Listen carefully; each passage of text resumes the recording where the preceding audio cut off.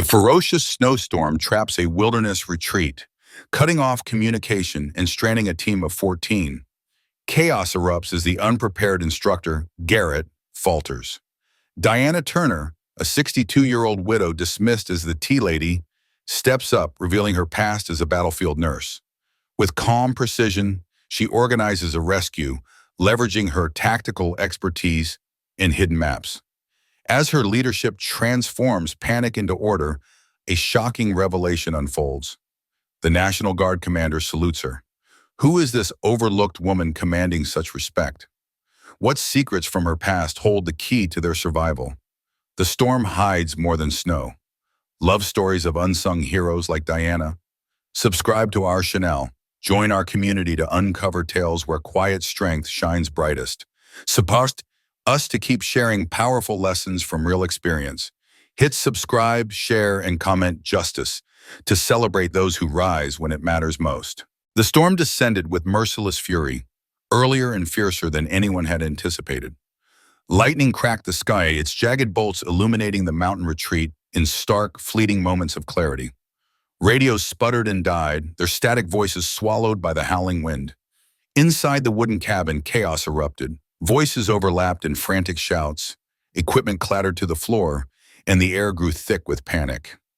Amid the disorder, Diana Turner, a 62-year-old woman who had been quietly dismissed as the tea lady, rose to her feet.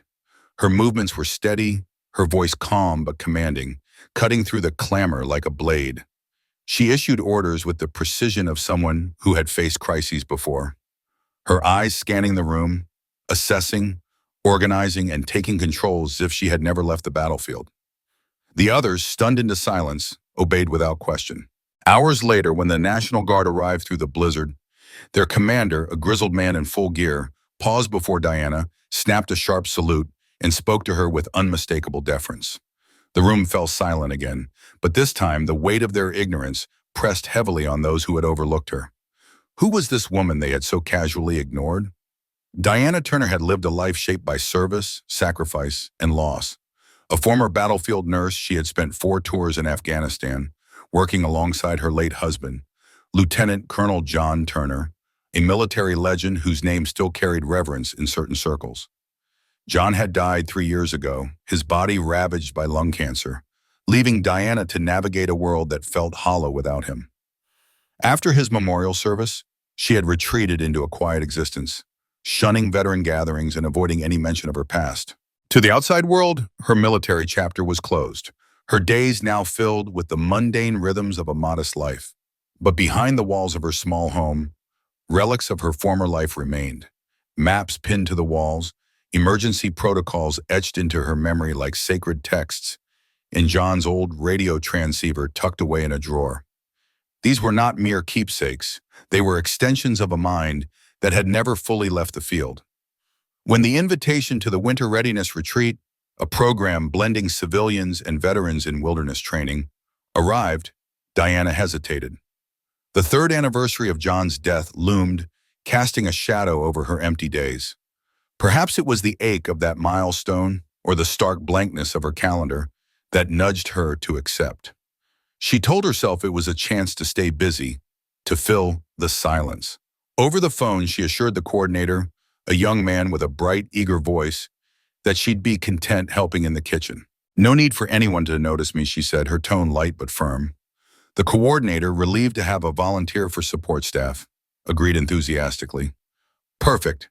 The training gets intense, so we always need folks behind the scenes." Diana didn't mention her 4 deployments, her advanced medical training, or the Bronze Star hidden in her dresser.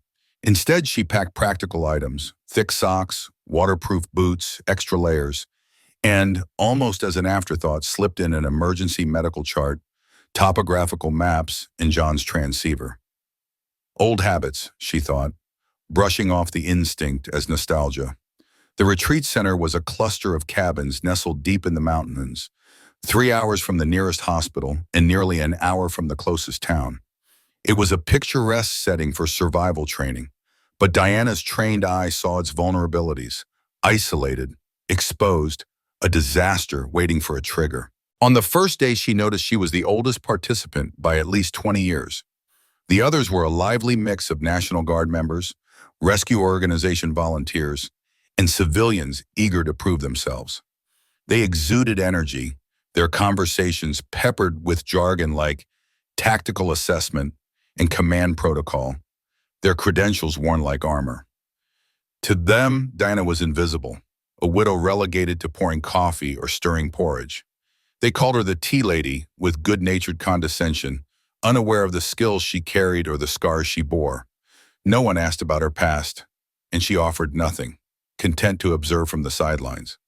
During the orientation, the lead instructor, Garrett, a former Marine with a commanding presence and a chiseled jaw, divided the group into specialty teams: command, medical, technical, and coordination. Diana sat in the back, expecting to be assigned to food service or some administrative task. Her name was never called. After the meeting, a young National Guard recruit, barely 20 with a fresh crew cut, grinned at her. "Hey, Miss Diana, you're good at making porridge, right? Stick to the kitchen and we'll handle the real stuff." His tone was teasing, but it stung, though Diana's soft smile gave nothing away. "Sure," she replied, her voice gentle. "Someone's got to keep the supplies organized." Inside, she felt a flicker of frustration, but she pushed it down. She wasn't here to prove anything. Over the first 2 days, Diana watched the training exercises unfold, her keen eyes catching flaws the others missed. Their planning was sloppy, contingencies ignored, equipment checks treated as formalities. She noted the gaps silently, her hands busy with meal prep and cleanup, her mind cataloging every oversight. On the third day, weather alerts crackled through the radios. A level 4 snowstorm was barreling toward them, 12 hours ahead of the original forecast. The mountain passes would soon be impassable, and communications could fail. During the morning briefing, Diana approached Garrett, her voice low but urgent. "We should activate the internal evacuation protocol now. The storm's moving faster than expected." Garrett barely looked at her, his focus on the map spread before him. "Thanks for the input, Mrs. Turner," he said, his tone dismissive. "Just keep the coffee coming. We've got the tactics covered." Diana nodded, retreating to the kitchen with the empty coffee pot, but her mind raced. They didn't grasp the storm's threat, and their arrogance could cost them. That night, the storm struck with a ferocity that outpaced even Diana's warnings. The wind screamed around the cabins, its distant moan escalating into a roar that shook the walls. Trees bent at unnatural angles, their branches snapping like bones. By 4 p.m., the sky was a sickly charcoal gray, and snow fell in relentless sheets, turning the windows into opaque white screens. Inside, the group's bravado crumbled as the reality of their isolation sank in. Diana's heart pounded, not with fear, but with a familiar surge of adrenaline that had once guided her through war zones. As the others floundered, she stepped forward, her voice a beacon in the storm, directing them with a clarity born of experience. She felt John's presence in that moment, his steady hand on her shoulder, urging her to lead. When the National Guard finally arrived, forging through the blizzard to reach the stranded group, their commander's salute to Diana was more than a gesture. It was a recognition of her authority, her past, her unspoken legacy. The others watched, their faces a mix of awe and shame, realizing too late the depth of the woman they had dismissed. Diana met the commander's gaze, her own eyes steady, carrying the weight of battles fought and lives saved. She was no longer the tea lady, but a leader who had never truly left the fight. A dense, unforgiving fog had swallowed the mountain, cloaking everything beyond a few feet in a suffocating shroud of white. Radio signals, once reliable, now hissed and sputtered into useless static. Cell phones were little more than paperweights, their screens flickering with a single taunting bar that vanished if you so much as shifted your stance. Earlier that afternoon, a group of 14 trainees, including one of the camp's medical instructors, had set out for a routine navigation exercise. They were supposed to be back by dusk, but dusk had come and gone, and the group, 2 vans, 14 souls, hadn't returned. Their last radio check-in, nearly 2 hours old, placed them somewhere near the western ridge. In the main cabin, a storm of panic was brewing, threatening to unravel what little order remained. Garrett, the camp's self-assured leader, had always carried himself with the easy confidence of someone who thrived in clear skies and predictable drills. But this was no drill. Real lives hung in the balance, and the weight of it seemed to drain the color from his face. His commands, usually crisp and authoritative, came out jumbled, contradictory. One moment demanding a head count, the next ordering someone to check the radios again. His hands trembled slightly as he shuffled papers, his eyes darting around the room as if searching for an answer in the chaos. He felt the eyes of the group on him, their expectation heavy, and it gnawed at him. He'd trained for emergencies, sure, but simulations were clean, controlled. This was raw, messy, and terrifyingly real. In the corner of the cabin, Diana sat quietly, her calm presence a stark contrast to the spiraling disorder. Her sharp eyes took in everything. The scattered bees, the crackling radios, the nervous glances exchanged among the trainees. She'd seen this kind of chaos before in far worse conditions, and it stirred something deep within her, a mix of resolve and quiet frustration. She didn't want to step in, not yet. She'd spent years learning to let others lead, to stay on the sidelines unless absolutely necessary. But as the minutes ticked by and the room descended further into disarray, she felt the familiar pull of duty, heavy and unyielding. The tension snapped when a young trainee, rushing through the snow-packed entryway, slipped and crashed to the floor. His knee struck the jagged edge of a broken chair leg, and a sharp cry cut through the noise. Blood began to pool on the wooden floor, bright and alarming against the worn planks. "We need a medic!" someone shouted, their voice cracking with urgency. The room seemed to freeze, all eyes turning toward the injured man writhing in pain. Diana was at his side in an instant, kneeling beside him, her movements swift but deliberate. She pressed her hands firmly against the wound, her fingers steady despite the chaos around her. Blood seeped through her fingers, warm and slick, but she didn't flinch. "This is arterial bleeding," she said, her voice calm, almost clinical, cutting through the panic like a blade. "Apply firm pressure. Avoid excessive movement." She reached into her pocket, pulling out a clean cloth and pressing it against the gash. The room fell silent, the weight of her composure anchoring the group. Rising to her feet, Diana crossed the cabin with purpose, her boots echoing softly against the floor. She opened the emergency cabinet and pulled out a thick binder labeled Emergency Command Protocol. She placed it on the central table, flipping it open to a tabbed section marked Communications Failure. Her voice, steady and commanding with word being loud, filled the room. "I need someone to read aloud the missing team roster, someone else to open the Western region map, and another person to check the generator fuel levels." For a moment, no one moved, caught off guard by the sudden shift in authority. The younger instructors exchanged uncertain glances, their hesitation palpable. Under whose orders? One of them, a wiry man with a skeptical frown, finally challenged. Diana didn't answer immediately. Instead, she rolled up her sleeve with deliberate slowness, revealing a worn leather band around her wrist. Etched into it were two insignias, one for a combat field nurse, the other for a logistics command unit. The room stirred, a murmur rippling through the group. "You're a command-level officer," a young trainee stammered, his voice tinged with awe. Diana's expression remained neutral, neither confirming nor denying the claim. Rank had long since ceased to matter to her. What mattered was capability, results. She'd seen too many titles crumble under pressure, too many egos falter when lives were on the line. "I've trained frontline evacuation teams in conditions with no maps, no electricity, and no hope of rescue," she said simply, her voice carrying the weight of experience. "And I know this. If we don't act now, those people won't survive the night." Something in her tone, its quiet certainty, its unyielding resolve, broke through the group's paralysis. Slowly, then with growing purpose, people began to move. They took up positions as she directed, their earlier hesitation giving way to focus. Maps were spread out, radios checked, tasks assigned. Within 40 minutes, Diana's makeshift command had pieced together a plan. Using the team's last known coordinates, wind patterns, and the terrain's natural shelter points, they narrowed down the missing group's likely location. "They're probably in the timber cabin 2 miles northeast," Diana said, circling a spot on the map with a steady hand. "It has no power, but there should be an emergency propane heater." Her words were met with nods, the group now hanging on her every instruction.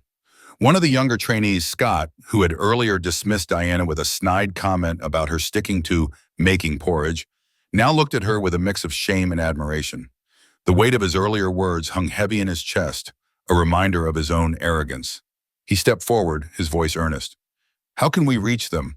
The vehicles can't navigate in this. Diana unfolded a topographical map, her precise handwriting marking a maintenance access route that followed the ridge. It's less exposed to wind, she explained. We need a 4-person team with emergency supplies. Without hesitation, Scott volunteered. I'll go. Diana nodded, her eyes assessing him briefly before turning to the others. Take Harris, Chen, and Patel.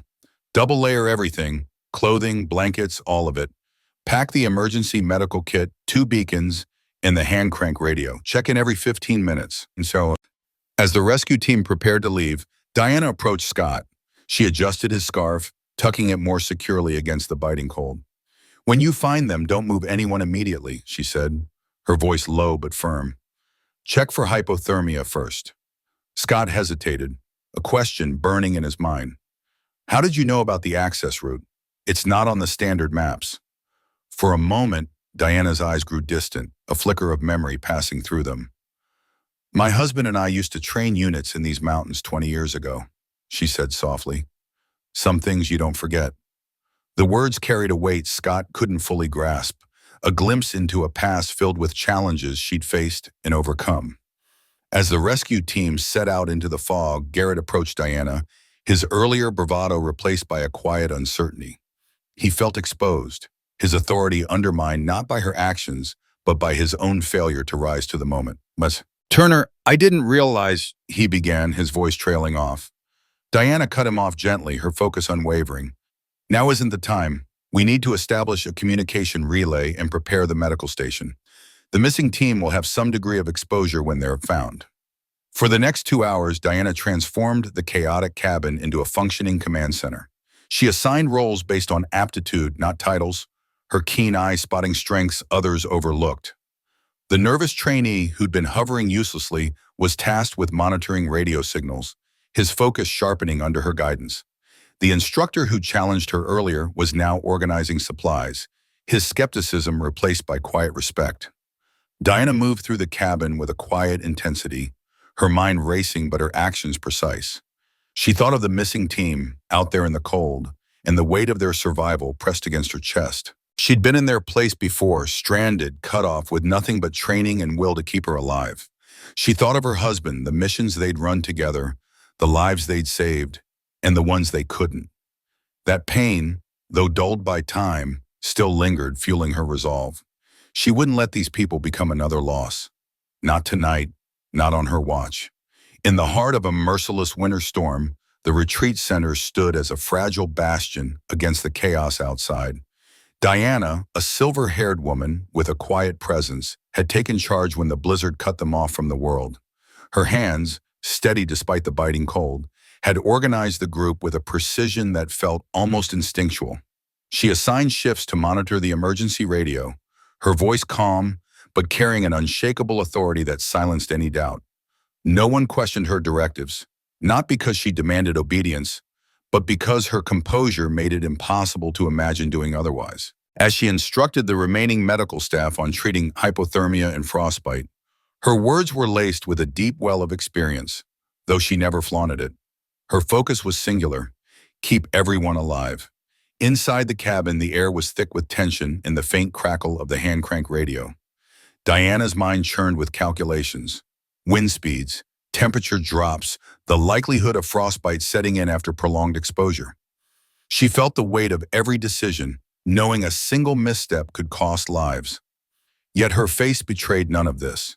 To the others, she was a pillar, her calm exterior masking the storm of responsibility raging within. At midnight, the radio sputtered to life and Scott's voice pierced the static. Command, this is rescue team. We found them. 2 with minor frostbite, 1 with a sprained ankle. All alive. The cabin erupted in cheers, a wave of relief washing over the group. Diana allowed herself a fleeting smile, her heart unclenching for the first time in hours, but her mind was already racing ahead, plotting the safest return route on the map spread before her. She traced the lines with a pencil, her fingers steady, though exhaustion tugged at her bones. By 3 a.m., the storm had grown fiercer, transforming the mountain into an alien landscape. Trees groaned under heavy snow, their branches bowing like supplicants. Power lines lay crumpled along the access road, and the temperature had plummeted to a brutal 15 degrees below zero. Every moment outside was a gamble with death, yet Diana had carved out a pocket of order amid the chaos. Using an old transceiver scavenged from the retreat's storage, she had rigged a makeshift antenna from kitchen utensils and copper wire. Her hands, calloused from years of work, moved with a quiet confidence as she soldered connections by lamplight, her breath visible in the frigid air. The fragile signal she coaxed to life was their only link to the outside world, a thread of hope that summoned the National Guard. When Major James Wilson and his team of 8 arrived, snow clinging to their uniforms, they stepped into a scene that defied the pandemonium outside. The cabin was a study in organized survival. Medical stations were clearly marked with handwritten signs, each area humming with purposeful activity. Teams rotated through rest periods with disciplined efficiency, their movements almost choreographed. Maps papered the walls, annotated in vibrant colors to highlight current conditions, danger zones, and escape routes. Diana's handwriting was meticulous, each note a testament to her unrelenting focus. Wilson, brushing snow from his shoulders, surveyed the room with a soldier's eye. "Who's in charge here?" he asked, his voice cutting through the low murmur of activity. Without hesitation, every head turned toward the silver-haired woman at the command table, her pen scratching out a status report. Wilson approached, his boots thudding softly on the wooden floor. He stood at attention and offered a crisp military salute, a gesture of respect that felt almost ceremonial. Diana looked up, her gray eyes sharp despite the late hour.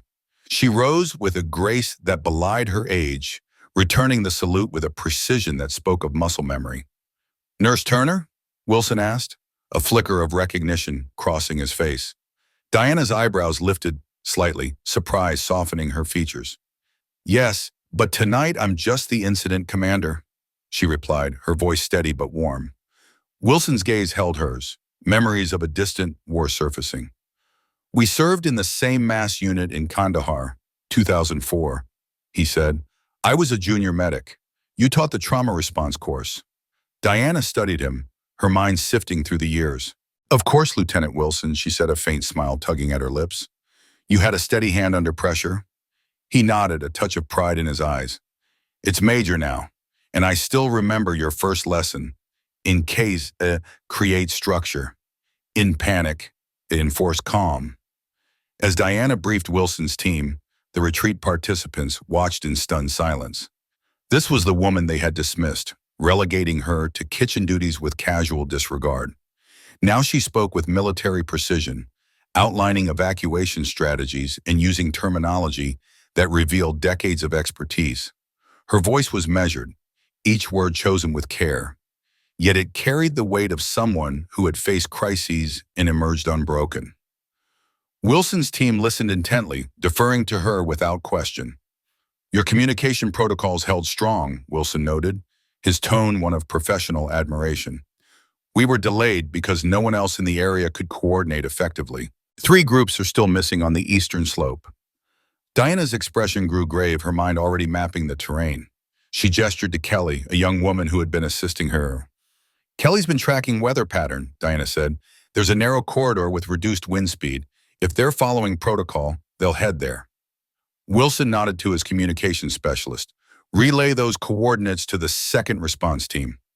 By dawn, the storm still raged, but the crisis had stabilized. All missing personnel were recovered, their minor injuries treated with the supplies Diana had rationed so carefully. The retreat center was secured, its occupants braced for the storm's continued assault. Wilson recommended a full evacuation once the weather permitted, but for now the center would operate in emergency mode under Diana's steady hand. Only then did she allow herself to rest, sinking into a chair by the fire. Her body ached, her mind heavy with the weight of the night's decisions, but a quiet satisfaction warmed her. She had done what needed to be done. Scott approached, holding a steaming cup of tea. His face was flushed with embarrassment, his eyes avoiding hers. "Mrs. Turner," he began, his voice halting. "I'm sorry for what I said earlier about the kitchen and the porridge. I had no idea who you were." Diana accepted the tea, her fingers curling around the warm mug. A tired smile softened her face, her eyes kind but piercing. "There's no need to apologize," she said gently. "I didn't come here to be known. I came to help." Her words hung in the air, a quiet testament to a life spent in service, often unseen but never insignificant. Scott nodded, chastened but grateful, as the firelight danced across Diana's face, illuminating the strength that had carried them all through the night. The storm howled outside, a relentless force battering the retreat center's windows. But inside, the air thrummed with awe and gratitude. Scott, still reeling from the night's chaos, leaned forward, his eyes wide with admiration. "You saved us, Diana," he said, his voice trembling with disbelief. "Everyone else was spiraling, but you knew exactly what to do. Where did you learn that?" His words carried the weight of someone grappling with the enormity of what had just happened, trying to piece together the puzzle of her unshakable calm. Diana's gaze drifted to the window, where snow churned in wild, furious gusts, blotting out the world beyond. Her fingers curled around her mug, the warmth grounding her as memories flickered to life, memories she'd kept tucked away, like faded photographs in a locked box. "My husband and I," she began, her voice steady but threaded with the quiet ache. "We spent most of our lives in the service." He led combat units, always in the fire, making calls that could turn the tide of a mission or cost everything. "I ran field hospitals, stitching together the broken, racing against time to save what could be saved. You don't learn that kind of work slowly. You adapt or you fail, and failure isn't an option when lives are on the line." Her eyes held a distant intensity, a blend of pride and sorrow, as she recalled the relentless pace of those years, the victories, hard won, and the losses that still haunted her dreams. Scott hesitated, his brow creasing as he absorbed her words. "But why didn't you tell anyone when you got here? About your experience, I mean. You just showed up, and nobody had a clue." His tone was earnest, not accusing, but laced with a quiet wonder at her choice to stay silent. Diana took a slow sip of her tea, the steam rising like a fleeting memory. She set the mug down with care, her movements deliberate, as if each gesture was a choice to keep her emotions in check. "When you've worn the uniform for decades, you learn something about competence," she said. "It doesn't need a spotlight. Degrees, titles, medals, they're just words on paper if you can't deliver when it counts. I didn't come here to lead or teach or prove anything to anyone. I came to remember." Her voice softened, and for a moment her eyes seemed to chase a shadow from the past. Something fleeting, intangible but deeply felt. "Remember what?" Scott asked, leaning closer, his voice hushed with a reverence that hadn't been there before. She offered a faint smile, wistful and heavy with unspoken stories.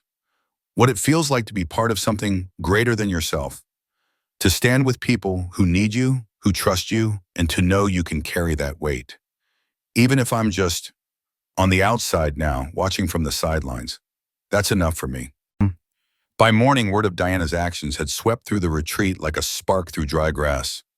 The woman who had been nearly invisible, quiet, unassuming, her graying hair tucked beneath a simple scarf, was now the focal point of whispered conversations and admiring glances.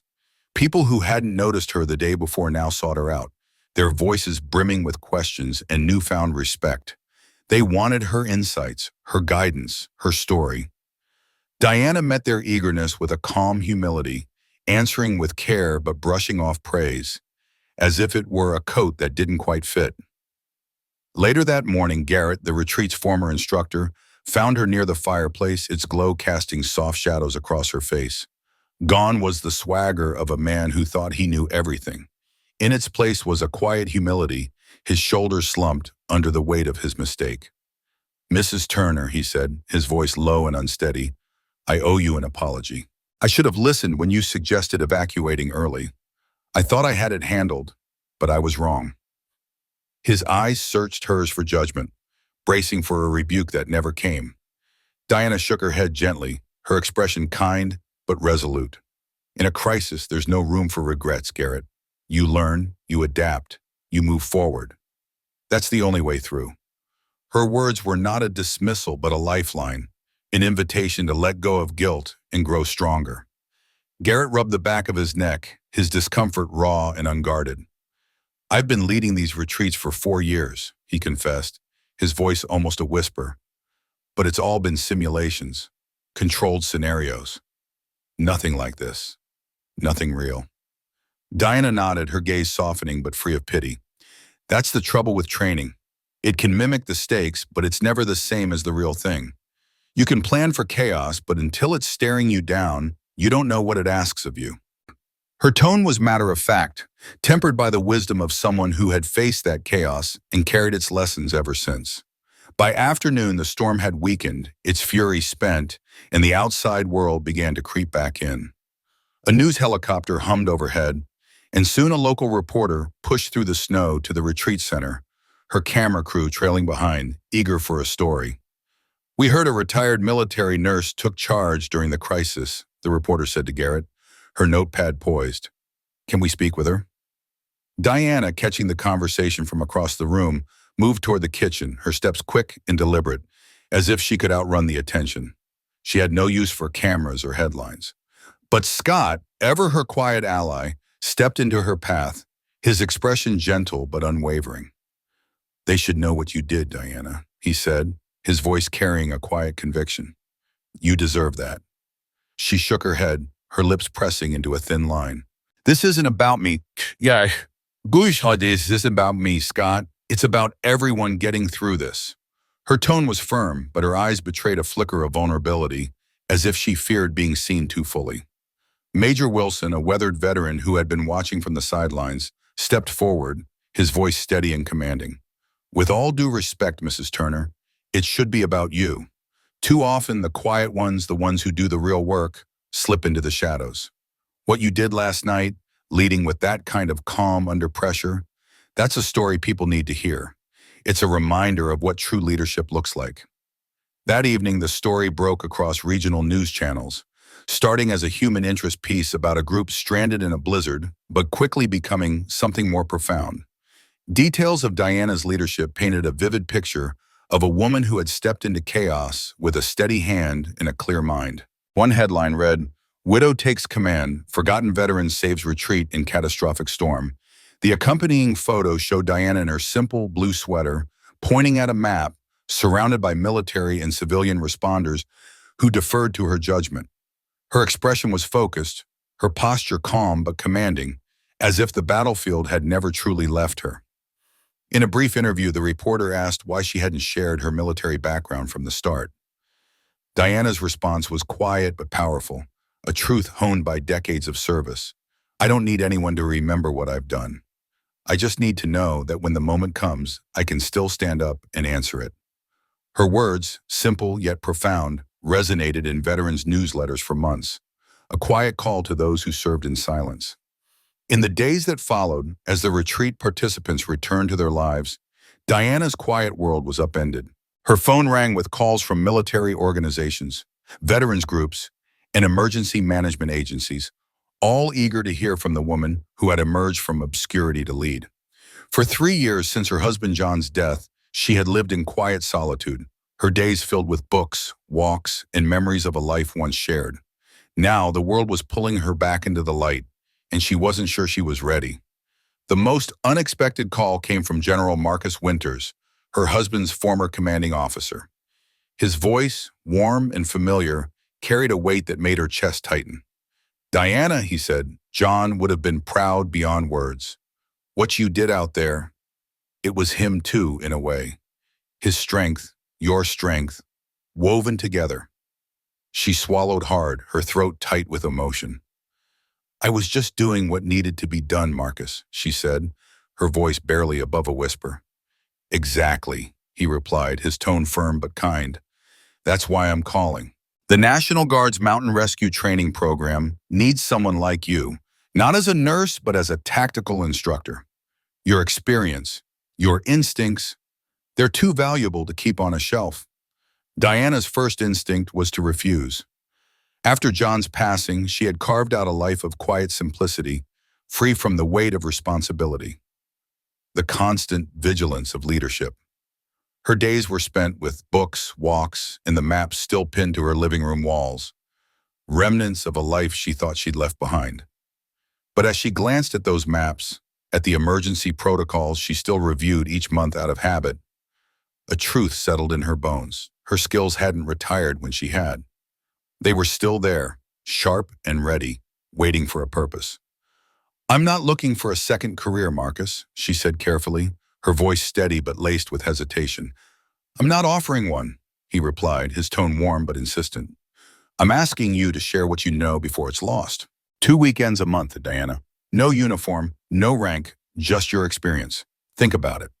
She paused, her eyes tracing the lines of a map on the wall, the contours of a world she'd once navigated with precision.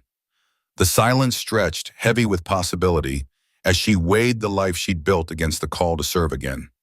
Diana's fingers lingered on the phone after she ended the call, her voice still echoing in her mind. "Send me the details. I'll consider it." The words had slipped out, almost unbidden, as if some deeper part of her had spoken before her conscious mind could catch up. She stood motionless for a moment, the weight of that decision settling into her chest like a stone. Slowly she crossed the room to the closet, her steps deliberate but heavy with the gravity of what she was about to do. The door creaked as she opened it, revealing a space she hadn't touched in 3 years, a shrine to a life she'd tried to leave behind. John's uniforms hung there, encased in plastic, pristine as the day she'd sealed them away. Her hand trembled as she reached for the sleeve of his dress uniform, the fabric cool and smooth beneath her fingertips. "What do you think, John?" she whispered, her voice barely audible in the quiet room. "One more mission?" No answer came, of course, but in the silence, a certainty bloomed within her. One she hadn't felt since the days before John's diagnosis had upended their world. Some skills, she realized, weren't meant to be buried. Some knowledge, no matter how old or how hard won, was meant to be shared, to live on through those who needed it most. 2 weeks later, Diana found herself staring at an invitation to speak at a ceremony honoring the rescue operation she'd helped lead during the snowstorm. Her first instinct was to decline.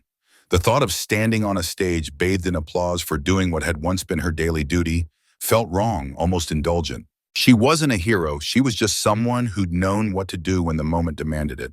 But as she stood before her closet again, her eyes drifted past her own formal attire, untouched for years, to John's old field jacket.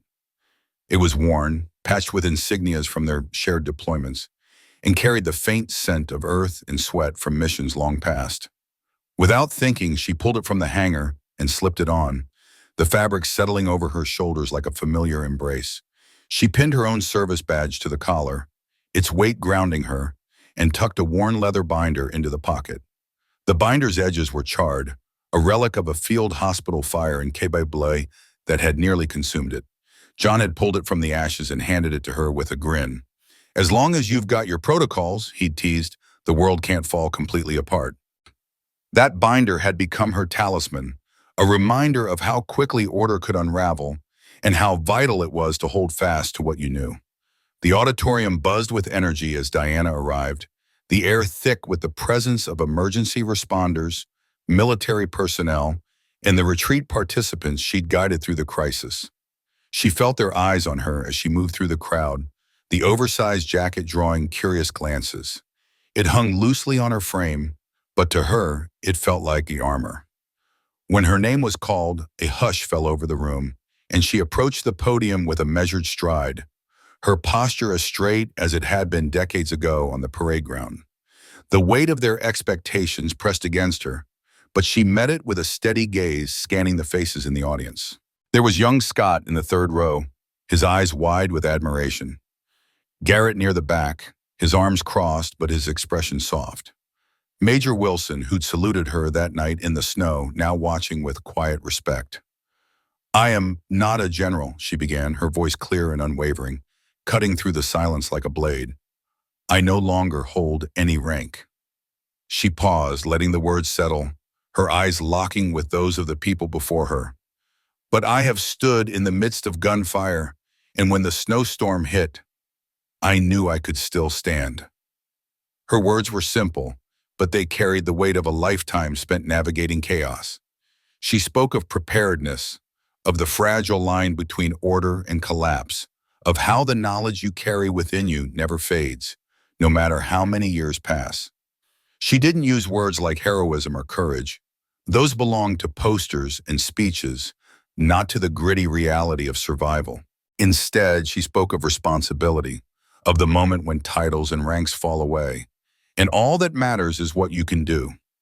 In a crisis, she said, her voice steady but laced with conviction, experience outweighs authority. Sometimes the person you overlook is the one you'll need most when everything falls apart. Her fingers brushed the charred edge of the binder on the podium, and she paused, her mind drifting back to a memory she hadn't shared in years. I learned this early in my career, she said, her voice softening but still commanding the room. During a mortar attack, our commanding officer was down. The soldier who stepped up wasn't the highest-ranking person there. He was a communications specialist, someone who'd survived 3 attacks before. He knew what to do because he'd lived it. She looked up, her gaze sweeping the audience, lingering on the young faces who hung on her every word. We live in a world that often prizes credentials over experience, confidence over competence. But when the storm comes, whether it's a blizzard or a battle, what matters isn't your title. It's what you carry inside. When she finished, the applause roared through the auditorium, a wave of sound that caught her off guard. She nodded once, a small acknowledgement, then stepped away from the podium, eager to fade back into the crowd. The spotlight felt too bright, too exposing, and she longed for the quiet of her seat. But as the ceremony ended, a group of young Guard members approached, their faces lit with awe. They asked for a photo, and though she hesitated, she agreed, standing tall as they gathered around her. One young woman, barely 20, leaned in close, her voice barely above a whisper. "Ma'am, where can I learn skills like yours?" she asked, her eyes wide with a mix of fear and hope. Diana smiled, resting a hand on the young woman's shoulder. The gesture warm but firm. "Not where," she said gently, "but when. When you're ready to take responsibility, the lessons will find you." The young woman nodded, her expression shifting as if she'd just been handed a key to something profound. Then almost shyly she added, "I'm being deployed next month. I'm nervous." Diana studied her face, seeing the same blend of fear and resolve she'd seen in so many others over the years. Joan's face, her own, countless others. "Remember this," she said, her voice low and steady. "Courage isn't about not being afraid. It's about thinking clearly through the fear. Watch the ones who've been through it, learn their ways, and when your moment comes, trust yourself to meet it." As Diana prepared to leave, her thoughts already turning to the quiet of home, General Winters approached, a small box in his hand. She straightened instinctively, her heart quickening as she met his gaze. Whatever was in that box, she sensed it carried weight, not just of metal or ribbon. Miss Riley sensed it almost similar to a ribbon, but of recognition of a life that refused to be forgotten. The young man's hands trembled slightly as he extended the small package toward Diana, his eyes carrying a mix of respect and hesitation. "The secretary wanted you to have this," he said, his voice soft but deliberate, as if he understood the weight of what he was offering. Diana's brow furrowed, her instinct to deflect already rising, but she took the package, her fingers brushing against the plain wrapping. Inside, nestled in a modest velvet lining, was a civilian medal, not a military decoration, but a quiet recognition of extraordinary service. It gleamed faintly, catching the light in a way that felt almost too bright for the moment. Diana opened her mouth to protest, to insist she didn't deserve it, but Winter, standing nearby, shook his head gently, his expression firm yet kind. "It's not about what you did before, Diana," he said, his voice steady, grounding her. "It's for what you showed them that night. Sometimes the greatest lesson isn't in words. It's in watching someone move through chaos with quiet, unshakable competence." Those words lingered in Diana's mind, stirring something deep within her, something she hadn't felt in years. For so long, she had carried the weight of her grief like a second skin, her days shaped by the absence of John, her late husband. His death had left a void that had seemed to swallow everything, her purpose, her drive, her sense of self. But that night, during the crisis, when panic had gripped everyone else, Diana had stepped forward, her nurse's instincts and years of training kicking in like a reflex she couldn't suppress. She hadn't thought about glory or recognition. She had simply acted, her hands steady, her mind clear, guiding others through the storm. Now holding the medal, she felt a flicker of pride, but also a quiet unease. Was she ready to step back into a world that demanded so much of her? The following Monday, Diana woke with a resolve she hadn't known she still possessed. For 3 years, she had lived in the shadow of John's memory, preserving every moment they'd shared, every lesson he'd taught her about resilience and duty. But that morning, something shifted. She drove to the Veterans Affairs office, her hands gripping the steering wheel with a mix of determination and nervousness. The receptionist, a young woman with a kind smile, handed her a form listing volunteer opportunities, hospital visitation, administrative support, peer counseling. Diana's eyes scanned the options, her heart racing as she checked the box for emergency preparedness training. In the margin, she scribbled a note, her handwriting steady but deliberate. Available to assist with disaster response protocols and field medicine training. It wasn't just a commitment to help. It was a declaration to herself, a promise to reclaim the parts of her she'd buried with John. Driving home that evening, Diana's mind buzzed not with memories of the crisis that had brought her back to life, but with possibilities for what lay ahead. The National Guard had offered her a training position, a chance to shape recruits with the knowledge she and John had once shared. A local emergency management office had reached out, asking for her expertise in refining their protocols. Even Scott, a young man she'd mentored during the crisis, had asked if she'd speak to his college class about crisis leadership. The invitations felt like lifelines, pulling her from the quiet isolation of her grief into a world that needed her. For 3 years, she had kept her skills locked away, like artifacts in a museum, preserved but untouched. Now they stirred within her, restless, ready to be used again. When she reached home, Diana stood before the closet, her fingers brushing against John's old jacket. It hung there, a relic of their shared past, its worn fabric carrying the scent of countless training missions and quiet moments together. She lifted it carefully, but instead of tucking it away as she always had, she hung it at the front, where it could be reached easily, ready for whatever came next. On the dresser, she placed the civilian medal beside John's military honors, their surfaces catching the soft glow of the evening light. They were different in design, from different chapters of her life, but they told the same story, one of service, of standing tall when the world demanded it. Diana Turner, widow, nurse, leader, felt the weight of those titles settle into her bones, no longer as burdens, but as truths she was ready to embrace. The next morning, Diana woke before dawn, her mind already racing with purpose. She hadn't done this in years, but she laced up her old hiking boots, their soles still caked with the faint dust of mountain trails. She packed a small emergency kit, bandages, a flashlight, a knife, the essentials she and John had always carried, and drove to the trails where they'd once trained recruits. The paths were different now, reshaped by seasons of rain and wind, by storms that had carved new routes and erased old ones. As she walked, her boots crunching against the earth, Diana memorized the terrain with a nurse's precision and a leader's foresight. She noted the shelters tucked beneath rocky outcrops, the streams that could serve as water sources, the steep slopes that could become danger zones in a crisis. She wasn't preparing for disaster, not yet, but she understood now that preparedness wasn't just about survival. It was about purpose, about honoring the part of her that had always been ready to stand when others faltered. As the sun rose higher, casting golden light across the mountains, Diana paused at a clearing, her breath steady, her heart full. For the first time in years, she felt alive, not just existing but moving forward. The grief for John would always be there, a quiet companion, but it no longer defined her. She was ready to teach, to lead, to serve again. Purpose, she realized, was not something you found once and kept forever. It was something you rediscovered, reshaped, and honored every day. And Diana Turner, with her boots on the ground and her heart open to the future, was ready to honor it.